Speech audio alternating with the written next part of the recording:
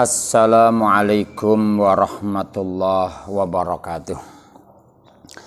Bismillah, alhamdulillah, la haula la quwata illa billah, ma ba'du. Anakku semuanya, para santri yang berada di rumahnya masing-masing, Bapak Ibu wali santri, para muhibbin semuanya.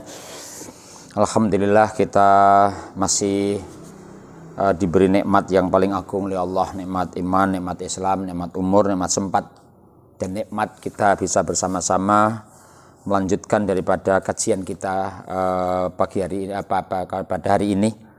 Mudah-mudahan kajian kita tentang kitab Arba'in Nawawi ini diberkahi oleh Allah Subhanahu wa taala.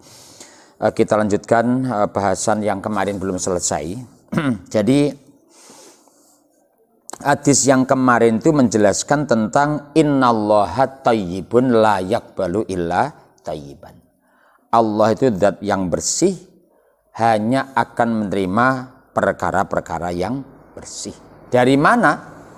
Bersih dari perkara yang memang dilarang oleh Allah. Makanya terkait dengan urusan makan dan minum, ya, berpakaian, ini sesuatu yang memang sangat harus kita perhatikan bersama-sama.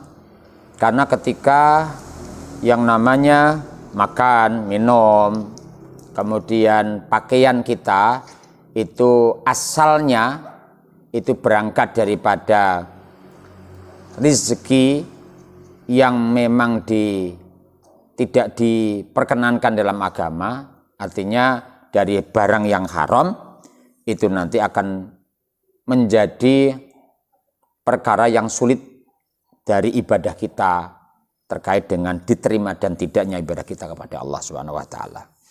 Termasuk di dalamnya yaitu ketika seseorang itu makanan dan minumannya serta pakaiannya itu berangkat daripada perkara yang haram, maka mana mungkin doa itu akan diterima oleh Allah, sebagaimana yang telah kemarin kita bahas. Summa dzakara rajulu yutilus safara ash'asa aghbara yamuddu yadaila sama ya Rabbi wa mat'amuhu haramun wa mashrabuhu haramun wa malbasuhu haramun wa hudiya bil haram fa anna yustajabu lahu, rawahu Muslim. Jadi bagaimana mungkin kalau orang itu makanannya asalnya dari makanan yang haram, minumannya adalah minuman yang uangnya diperoleh dengan cara yang haram, pakaiannya juga begitu, makan sarapannya juga begitu. Fa anna yustajabu lahu. Bagaimana mungkin doa orang itu akan diterima oleh Allah? Maka ketika seseorang itu doa, seringkali berdoa, kok ternyata doanya belum diijabah oleh Allah, maka harus banyak-banyak untuk muhasabah. Banyak-banyak muhasabah. Mengapa doa kita kok belum dikabulkan oleh Allah? Ada sebuah riwayat. Seorang ulama besar yaitu Syekh Ibrahim bin Adham. Ya, Ibrahim bin Adham itu suatu saat berjalan pada sebuah pasar di kota Basrah di Irak sana. Fajtama'an nasu bihi. Kemudian masyarakat berkerumun di dekat daripada Syekh Ibrahim bin Adham ini. Kemudian waqalu lahu. Kemudian masyarakat bertanya kepada beliau, ya Aba Ishaq, malana nadu falastajabulana. Wahai Aba Ishaq, mengapa kita berdoa kok ternyata doa-doa kita tidak dijabah oleh Allah? Kemudian beliau menjawab, qala li anna qulubakum matat. Doa-doa kamu tidak dijawab oleh Allah karena hatimu mati semuanya. Ya. Lah, hati seseorang itu dikatakan mati karena apa? Menurut Syekh Ibrahim bin Adham ini, li'anna qulubakum matat bi asrati asya. Jadi hati kamu semuanya mati karena 10 perkara. Nah, 10 perkara apa yang menyebabkan hati seseorang menjadi mati? Ya, hatinya tidak hidup. Jadi pengertian hati mati itu apa? Melihat kebenaran, tidak ingin untuk melakukan. Ya. Kemudian mengetahui sebuah kemaksiatannya malah dilanggar. Jadi Hati itu kalau mati semuanya bertentangan, ya, bertentangan dengan ajaran agama. Beliau menyebutkan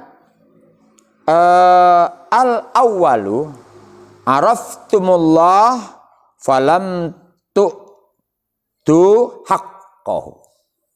Kamu mengetahui Allah, tapi kamu tidak pernah untuk memenuhi hak-hak daripada Allah. Ya. Kewajiban-kewajiban kepada Allah itu terabaikan terkadang itu. Jadi kita ini sudah diberi rezeki oleh Allah, diberi umur oleh Allah, diberi nikmat oleh Allah. Sampai andai kata kita mau menghitung nikmat daripada Allah, maka tidak akan pernah kuasa kita akan menghitungnya. Karena apa? Saking begitu banyaknya nikmat Allah yang diberikan kepada kita. Dan Allah memberikan nikmat kepada kita semuanya gratis, tanpa ganti apapun, ya, tanpa ganti apapun. Cuman terkadang ini kita ini tidak maksimal terkait dengan mensyukuri daripada nikmat-nikmat Allah yang diberikan kepada kita semuanya. Coba, kita ini diberi umur, diberi kesehatan, diberi kemudahan dalam hidup, ya.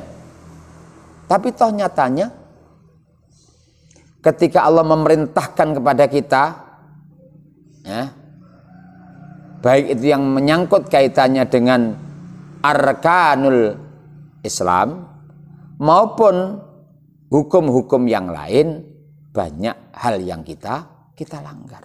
Makanya araftumullah walam tu'tu haqqahu. Kamu mengetahui Allah, tapi nyatanya kewajiban-kewajiban kamu kepada Allah tidak kamu penuhi. Nah, sholat namanya. Ya. Sholat kita itu kan nggak semangat. Ya. Baik itu kurang semangat kaitannya dengan menjemput sholat itu sendiri, maupun ketika pelaksanaan daripada sholat itu sendiri, atau pasca daripada sholat itu. Ya. Sebelum kalau kita bicara tentang sholat namanya, sebelum waktu sholat sudah persiapan. Ya. Ketika sholat ditunaikan, kita semangat untuk mengerjakan. Pasca sholat, karena kita tahu bahwa yang namanya sholat kita masih belum baik, sholat kita masih belum khusyuk. Kemudian setelah sholat, kita minta ampun kepada Allah dengan wirid. Nah, itu kan bagian daripada kita menyadari betapa kita masih belum semangat untuk mengerjakan daripada perintah-perintah Allah. Kalau kita bisa seperti itu, sebelum sholat sudah dipersiapkan, sholatnya diupayakan selalu berjamaah. Ya, kemudian pasca sholat masih menangis kepada Allah karena merasa sholatnya masih belum baik. Itu adalah orang yang tahu hak, orang yang tahu kewajiban. Ya. Itu yang pertama. Araftumullah falam tu'tu haqqa. Wa za'amtum annakum tuhibbuna Rasulullahi wa taraktum sunnatahu. Yang membuat hati itu mati apa? Kalian ini mengaku cinta kepada Rasulullah, tapi kalian meninggalkan sunnah-sunnah daripada Rasul. Ya, membuat hati mati itu begitu. Jadi senang lesannya mengatakan cinta Rasul, tapi prakteknya kita ogah-ogahan untuk melaksanakan sunnah-sunnah daripada Rasul. Ya. Jadi sunnah Rasul ya banyak, sunnah Rasul ya banyak. Apa yang telah dulu dikerjakan oleh Rasul, ya, kemudian hari ini kita laksanakan bersama-sama, itu namanya bagian daripada sunnah Rasul. Baik menyangkut dengan ibadah, baik menyangkut dengan muamalah, baik itu menyangkut dengan muasyarah. Ya. Jadi ataupun dalam kehidupan sosial bermasyarakat, semuanya, ya. Jadi seluruh hal yang menyangkut dengan urusan kehidupan, semuanya itu menempel pada pribadi Rasul. Maka ketika Sayyidah Aisyah ditanya, bagaimana akhlak Rasul? Jawabannya beliau apa? Kana khuluquhul Quran. Jadi akhlaknya Rasul ya Quran itu. Begitu luar biasanya. Ya, begitu luar biasanya. Jadi kalau kita dia ditanya, mengapa hati itu mati? Karena kamu semuanya ngaku cinta Rasul, tapi kamu meninggalkan daripada sunnah Rasul. Termasuk sunnah Rasul kaitan dengan salat. Rasulullah Shallallahu Alaihi Wasallam itu datang ke masjid beliau, di Masjid Nabawi itu setiap hari. Itu sebelum adzan. Itu sunnah Rasul sebelum adzan. Karena apa? Yang menjadi imam itu Kanjeng Nabi. Yang adzan siapa? Bilal. Dan beliau berdua itu selalu bersama-sama. Suatu saat Kanjeng Nabi itu datang ke rumah Bilal. Bilal, waktunya sudah masuk. Ayo kita ke masjid. Monggo Kanjeng Nabi. Ya. Kemudian Bilal datang sowan kepada Kanjeng Nabi. Kanjeng Nabi pun waktu dari sholat. Monggo ke masjid Kanjeng Nabi. Begitu. Jadi Rasul yang sudah seperti itu. Ya. Tak ada dosa, tak ada apapun, surga pertama kali, ya, tanpa hisab, surganya VIP, ibadahnya masih seperti itu, nah, ibadahnya masih seperti itu. Beliau selesai salat subuh, langsung pulang? Enggak, ya, beliau dzikir di masjid, sampai nanti masuk daripada waktu isyraq, ya. Sahabat masuk duha, baru beliau pulang. Makanya salah satu di antara sekian daripada sholat sunat yang sunnah dikerjakan di masjid adalah apa? Sholat duha. Karena apa? Kanjeng Nabi mengerjakan sholat duha itu selalu di masjid. Jadi setelah beliau itu malamnya sebelum subuh sudah di masjid, kemudian beliau meninggalkan masjid setelah sholat duha. Dan tidak tidur, tidak ada ceritanya. Setelah subuh itu tidur itu tidak ada ceritanya. Ya. Kalau kita bisa bicara puasa Ramadan ini yang paling nikmat setelah sholat subuh, setelah jamaah subuh ya tidur. Tapi tidak akan bermakna tidur setelah sholat subuh dalam kehidupan kita. Ya tetap ngaji seperti ini. Harus ngaji. Jangan sampai kita punya tradisi, punya kebiasaan setelah sholat subuh itu tidur, akan menjadi pemalas selama hidup kita. Nah, akan menjadi pemalas selama hidup kita. Yang ketiga, qara'tumul Qur'an falam ta'malu bihi. Kamu ahli baca Quran, tapi kamu tidak mengamalkan daripada isinya Al-Quran. Makanya penting bagi kita. Tidak hanya sekedar kita piawai membaca Al-Quran, tapi kita mengetahui isi kandungan daripada Al-Quran. Kemudian kita menjadi pengamal daripada Al-Quran itu sendiri. Ya. Jadi kekurangan kita itu pada sisi ini. Ya, kekurangan kita pada sisi ini. Kita kurang senang untuk memahami daripada isi dan kandungan daripada Al-Quran. Kemudian yang keempat, akaltum nikmatallah walam tu'tu syukrah. Kamu makan nikmat daripada Allah, tapi kamu tidak pernah memenuhi daripada syukur nikmat itu sendiri. Itu yang menjadikan hati menjadi mati itu seperti itu. Kita memakan nikmat Allah, kita makan semuanya, tapi walam tu'tu syukrah. Walam tu'tu syukrah. Tidak memenuhi daripada unsur syukur kepada Allah atas nikmat daripada Allah kepada kita semuanya. Dan syukurnya bagaimana? Tambah nikmatnya, tambah dekatnya. Tambah umurnya, tambah bagusnya. Ya. Banyak hartanya, banyak zakatnya. Banyak hartanya, banyak sedekahnya. Itu namanya orang yang mengerti daripada syukur nikmat. Bukan tambah hartanya, tambah bakhil. Yang kelima, qultum inna syaitana aduwwul lakum, tangsibul isma, aduwwal lakum walam tukhalifuhu. Kamu mengatakan setan adalah musuh kamu, tapi walam tukhalifuhu, kamu ternyata tidak tidak menyelisih daripada amalia-amalia daripada setan. Artinya ya malah kita meng-ACC daripada perilaku setan. Ya. Jadi ngaku musuh setan, tapi ternyata perilakunya malah seperti setan. Itu loh. Ya, itu yang membuat hati itu menjadi mati. Yang keenam, kultum innal jannata haqqun walam ta'malu laha. Ya. Kamu mengatakan bahwa surga itu pasti ada, tapi orang lakoni perkara yang membuat kita menuju kepada surga. Yang ketujuh, qultum innan nara haqqun walam tahrabu minhu. Kamu mengatakan bahwa neraka itu pasti ada, tapi kamu tidak lari daripada neraka, tapi malah mendekati neraka lewat perilaku-perilaku kemaksiatan yang dilakukan. Yang kedelapan, qultum innal mauta haqqun walam tasta'iddu lahu.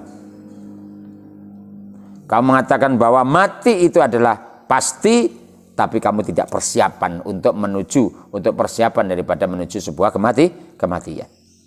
Kemudian yang ke-9, intahabtum minan naum fastaghaltum bighuyubin nas wa nasitum uyubakum.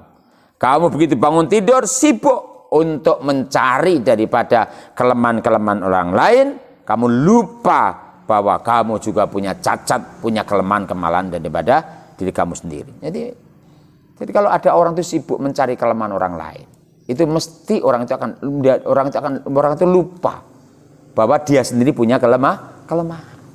Ya. Jadi kalau orang itu sudah sibuk untuk mencari kelemahan dirinya sendiri, maka orang itu tidak akan pernah sibuk mencari kelemahan orang lain. Wal ashiru tafantum mautakum walam ta'tabiru bihim. Yang ke-10 yang menyebabkan hati itu mati, kamu ikut-ikut untuk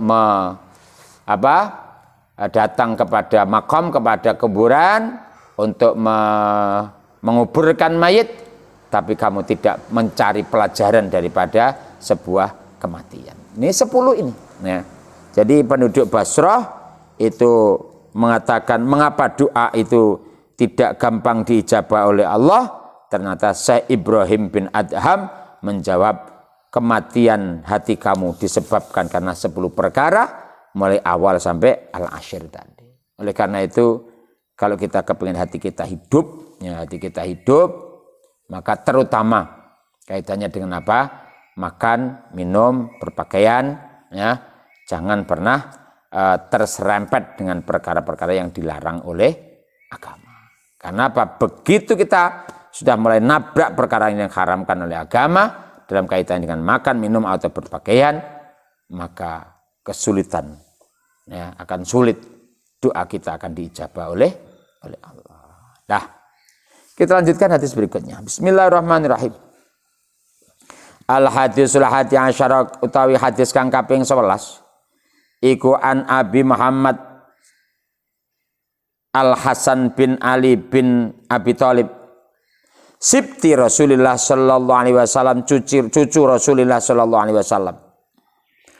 Wa rayhani hilan, ambu wangine, gondo wangine Rasulullah sallallahu alaihi wasallam, radhiya muga paring ridho sapa Allah Gusti Allah anhu saking Sayyid Hasan lan Sayyidina Ali bin Abi Thalib karamallahu wajhah. Jadi cucu Rasul itu, ya, makanya dikatakan rehani itu apa? Wah, Kanjeng Nabi itu senangnya luar biasa kepada cucunya yang dua-duanya ini. Ya.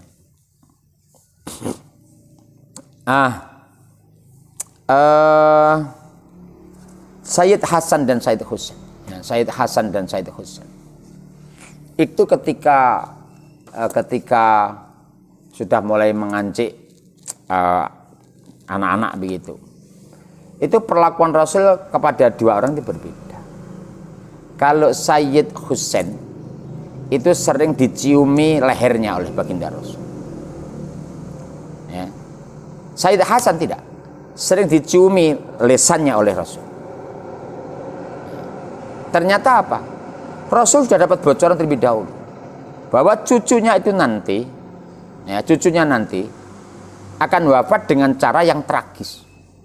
Sayyid Husain, kemudian Sayyid Husain wafatnya di padang Karbala dipenggal lehernya oleh Yazid bin Muawiyah. Sayyid Hasan sedone diracun. Ya, coba. Itu cucu sibti Rasulullah Shallallahu Alaihi Wasallam. Ya. Kita bisa bayangkan itu.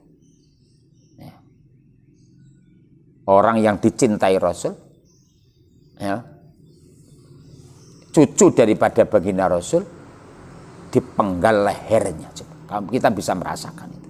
Betapa duka daripada hati baginda Rasul. Kita saja membaca cerita daripada Sayyid Hasan, Sayyid Husain, kita tuh menangis.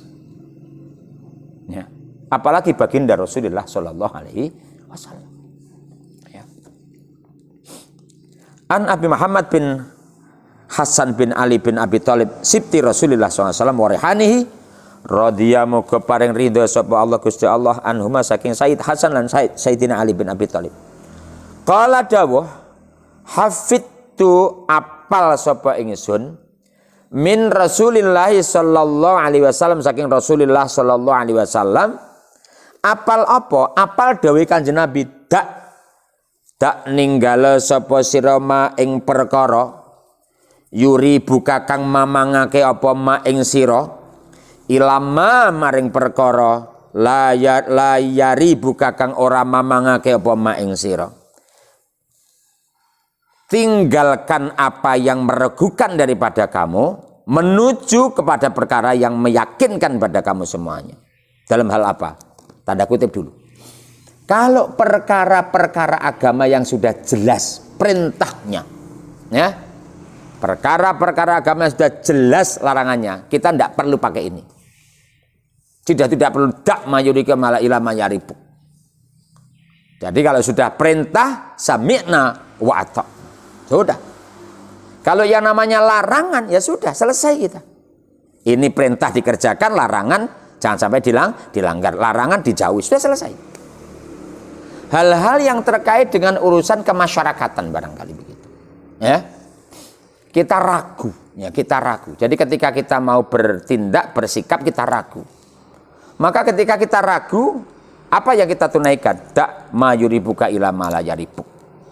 Tinggalkan yang meragukan kamu menuju kepada hal yang meyakinkan pada kamu semuanya. Contoh,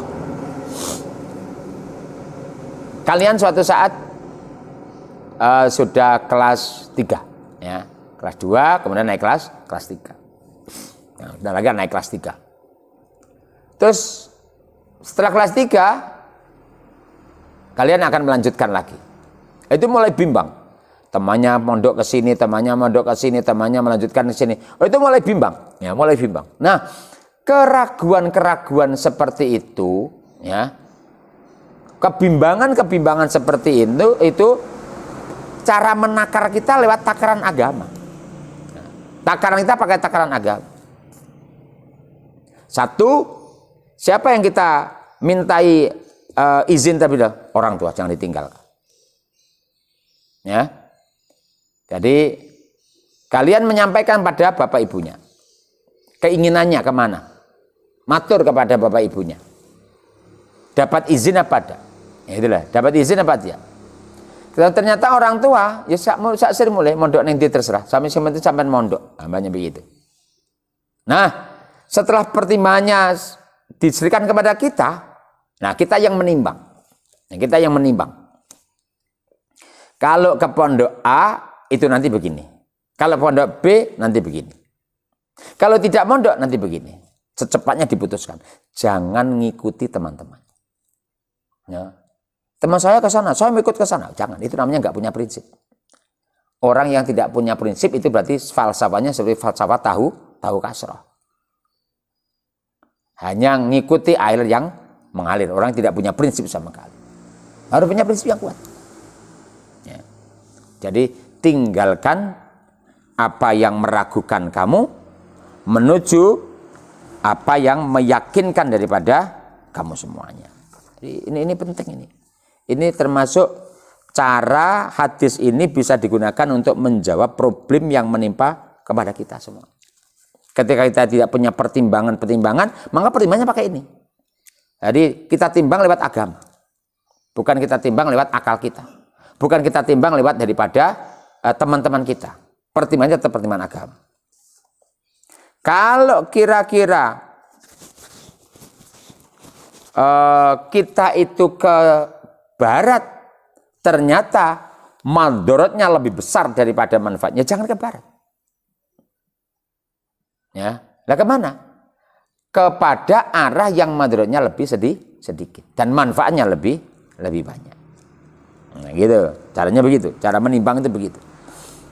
Makanya kun fit dunya bi badanika wa fil akhirati bikol bika begitu, ya. Jadi kalau kamu itu di dunia, ya kamu ukur kun fit dunya bi badanika. Kun fit dunya bi badanika. Jadilah kamu orang dunia itu hanya badan kamu saja. Wa fil akhirati bikol bika. Kamu di dunia akan baik ketika badan kamu sehat. Kamu di akhirat baik ketika hati kamu itu sehat. Nah, ini harus dipadukan, ya, harus dipadukan, ya. Apalagi musim corona seperti ini, ya. Jadi makanya vitalitas tubuh, imunitas tubuh itu dijaga, ya. Karena apa? Ya kita di dunia, kita nggak bisa mentang-mentang hebat kemudian kita pongah, ya, kaitannya dengan virus seperti itu, jangan. Ini virus membahayakan benar, ya, membahayakan benar. Jadi sekali lagi, dak mayuribuka ilama layaribuk.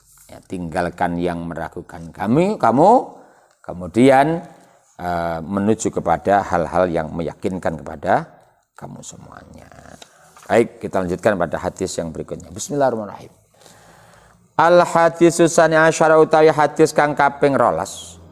Iku an Abi Hurairah saking Abu Hurairah radhiyallahu anhu qala dawuh sapa Abu Hurairah qala dawuh sapa Rasulullah sallallahu alaihi wasallam min husni islamil mar'i iku setengah saking tandane baguse islame wong suwiji iku tarkuhu oleh ninggal almar'u ma ing perkara la yaknihi kang ora manfaati apa ma ing almar'u. Ya hadis iki iku hadisun hadis hasanun kang bagus, hadis hasan maksudnya. Rawa ngratake ing hadis sapa At-Tirmidzi Imam Tirmidzi wa ghairu lan ya Tirmidzi hadza ing iki hadis Imam Tirmidzi, ya, hadis Imam Tirmidzi. Min husni islamil mar'i tarkuhu ma la ya'nihi.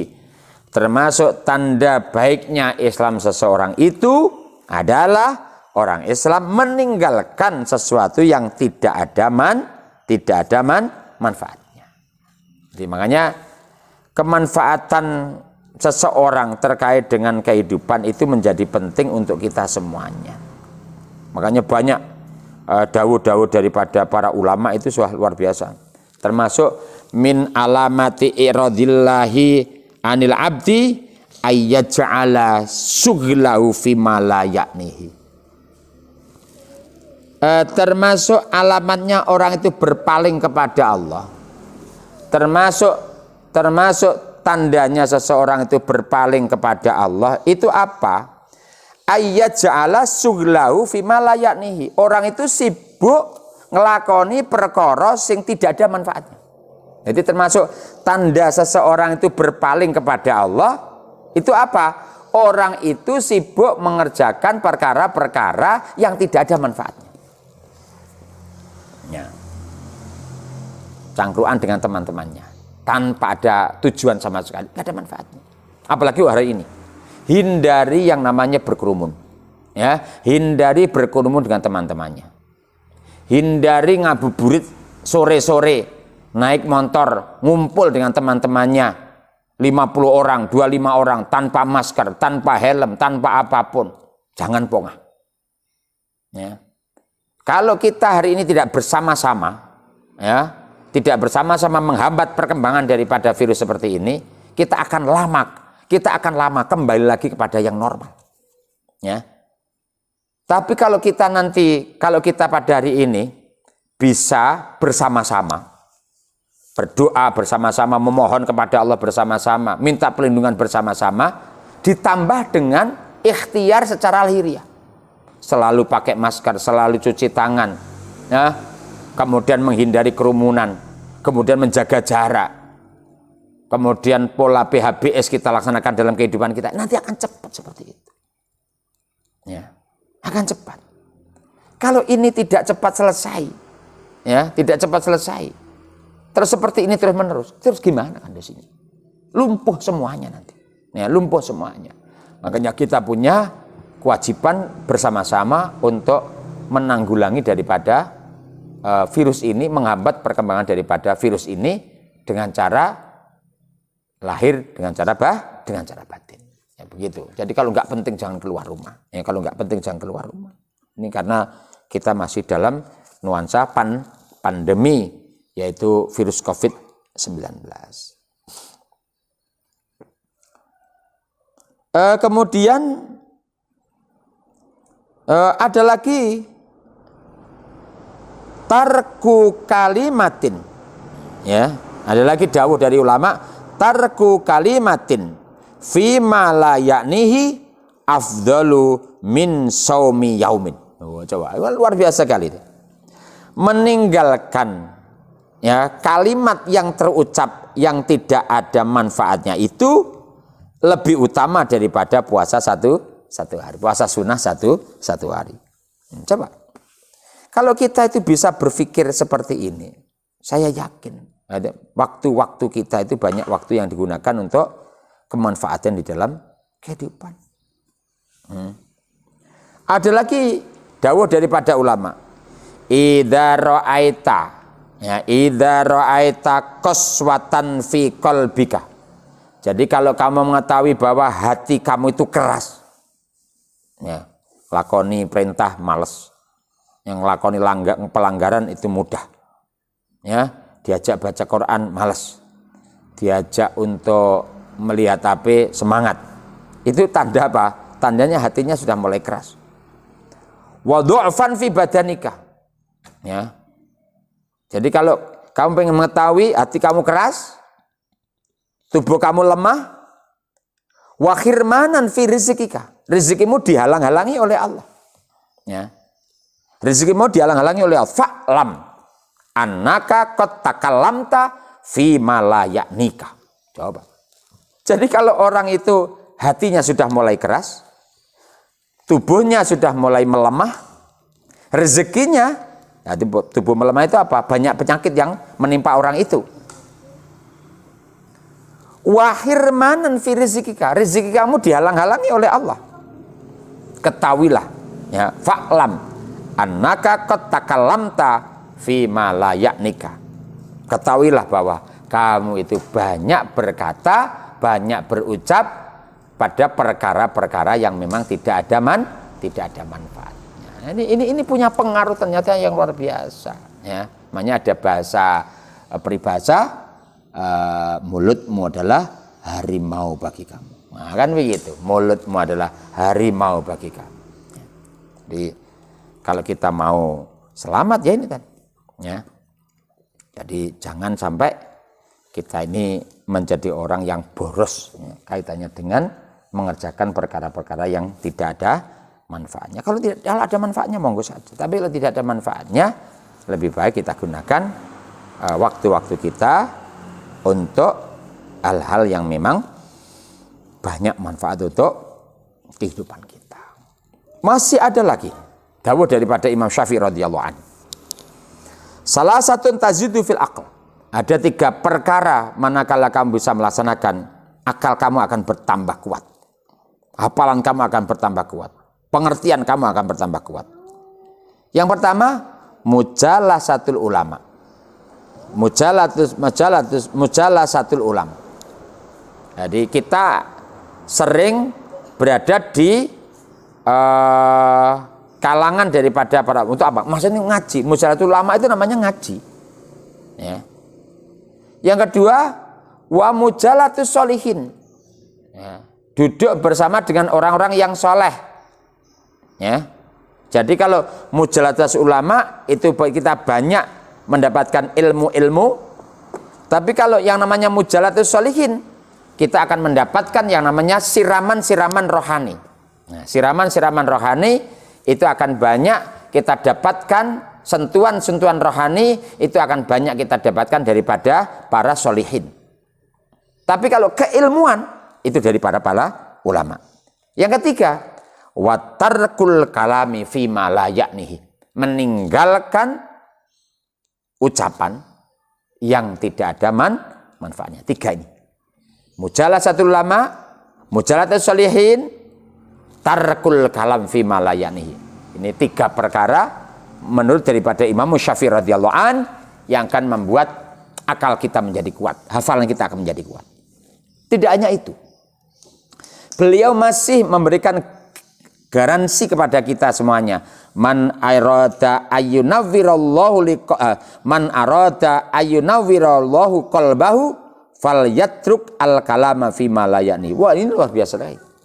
Jadi kalau seseorang itu kepingin hatinya dicerahkan oleh Allah, ya, kalau ada seseorang yang kepingin hatinya disinari oleh nurullah, maka falyatruk al kalama fima la yaknihi, maka tinggalkan ucapan yang tidak ada manfaatnya. Yuk kita bahas sekarang hal-hal ucapan yang tidak ada manfaatnya. Apa? Misuh, berkata kotor, ya, berkata kotor, termasuk misuh, termasuk ngelokne kancane, ya, termasuk bengok-bengok yang tidak ada manfaatnya, ya. Itu termasuk kalam fima la yakni, termasuk kalam fima la yakni. Ini kita harus hati-hati, ya, harus hati-hati. Ya. Jadi sekali lagi kita harus bisa menimbang mana yang penting, mana yang tidak penting, mana yang manfaat, dan mana yang tidak bermanfaat. Nah, kalau kita bisa sampai sejeli ini, maka kita akan banyak kehidupan, umur kita itu namanya menjadi umur yang berkah. Ya. Umur berkah itu apa? Umur yang di dalamnya banyak diisi dengan perkara-perkara yang bermanfaat untuk diri kita, baik itu dalam kehidupan di dunia maupun kehidupan akhirat. Nah, kita lanjutkan hadis berikutnya.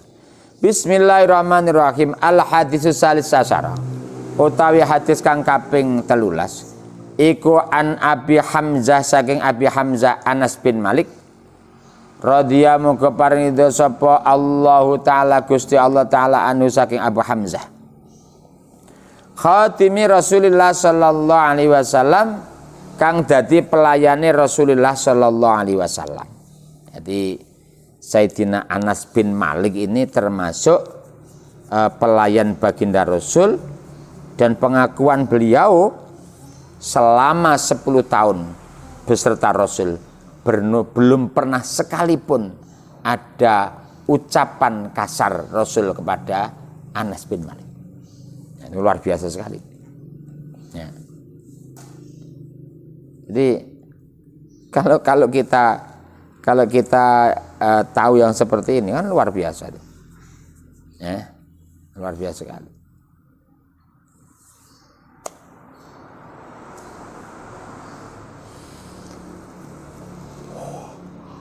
Qala dawuh sapa Abu Hamzah Anas bin Malik, qala dawuh sapa Rasulullah sallallahu alaihi wasallam, dawuhe piye? La yu'minu ora iman sampurna, la yu'minu ora iman sampurna, sapa ahadukum salah suwijine sira kabeh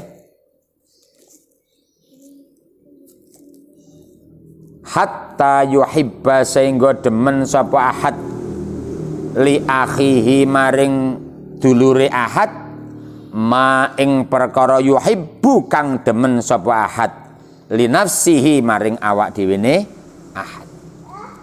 Rawahu dateng hadis sapa Bukhari Imam Bukhari wa Muslimun lan Imam Muslim. Di la yu'minu ahadukum hatta yuhibba li akhihi ma yuhibbu li nafsihi. Rawahu Bukhari wa Muslim. Baik, keterangan yang lebih panjang akan kita lanjutkan pada pertemuan datang karena waktunya sudah hampir habis. Mudah-mudahan yang kita kaji jadi ilmu yang barokah manfaat. Kemudian kita tetap diberi kesehatan zahiran wa batinan.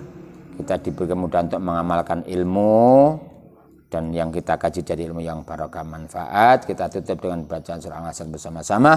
Wal 'asr innal insana lafi khusr illal ladzina amanu wa 'amilus sholihati wa tawassaw bil haqq wa tawassaw bis sabr. Subhanakallahumma bihamdika asyhadu an la ilaha illa anta astaghfiruka wa atubu ilaik. Wallahu muwaffiq ila aqwamit thariq wa minkum. Assalamualaikum warahmatullahi wabarakatuh.